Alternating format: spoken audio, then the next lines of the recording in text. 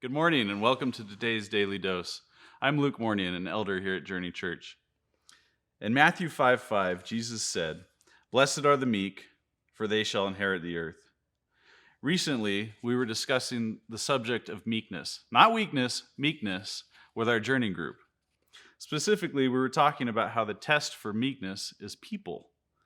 We all have difficult people in our lives, and the way we react to their words and their actions can determine whether our relationships grow or whether they wither up and die. I'm sure many of you discussed the same question with your journey groups, but I felt it was worth revisiting. Pastor Matt defined meekness as power and strength that is under control, as opposed to weakness, which is the absence of those traits. Another way of defining meekness would be this: possessing the ability to take action, but instead choosing not to act, choosing to restrain that power.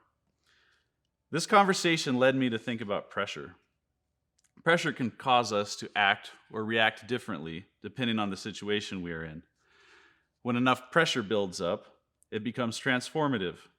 For instance, you are probably all aware that a combination of geologic pressure and heat over a long period can transform a lump of coal into a precious diamond. That same geologic pressure within tectonic plates in the Earth's crust can slowly build until it reaches a critical point. The result is an earthquake.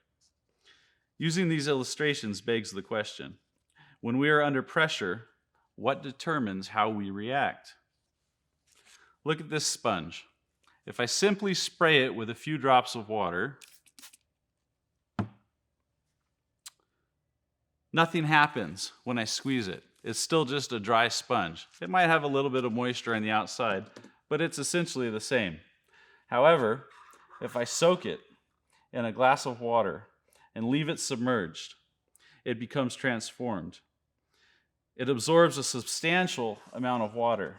Now, when I squeeze it, its contents come out. It's full of life-giving water. It could serve a useful purpose now.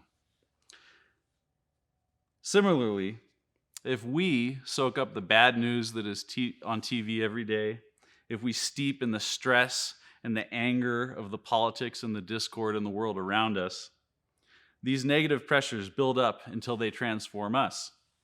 When we come under pressure, we release that explosive power of an earthquake, damaging ourselves and everyone around us. Conversely, if we spend time in the Word on a consistent basis, if we engage in serving those around us, and we allow ourselves to be a vessel for God's love, these positive pressures build within us. And then, when we come under pressure, we will be like the soaked sponge, full and ready to release God's life-giving word and his life-changing love.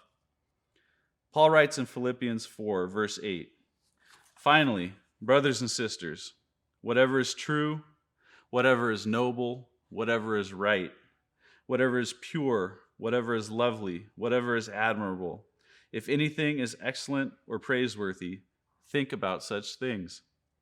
We all have a choice to make. We can fill ourselves up with earthly pressures and stresses and become damaging earthquakes when we are squeezed.